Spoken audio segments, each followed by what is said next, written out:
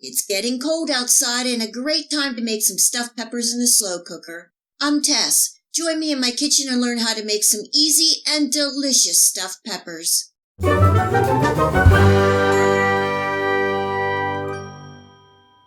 One thing to look forward to in the fall time is stuffed peppers.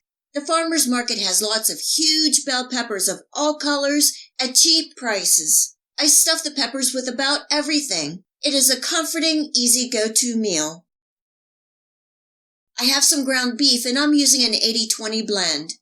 Adding in some cooked white rice, some grated cheese and I'm using Colby, finely diced onions, an egg, salt and black pepper, garlic powder, basil, oregano, and finally some of the marinara sauce I am using for a little moisture, giving that a good mix with my hands. I have 4 bell peppers that I cut off the tops and took out the seeds and veins. I'm placing a couple ladles of sauce on the bottom of my slow cooker. I just used a can of crushed tomatoes and I added some tomato paste and seasoned with the same spices as in the meat mixture. You can use your favorite marinara sauce. I stuffed the bell peppers with the meat mixture and I didn't have any left over. If I do, I usually make some meatballs and throw them along the sides. However, I do have these mushrooms I need to use, so they're going into the slow cooker.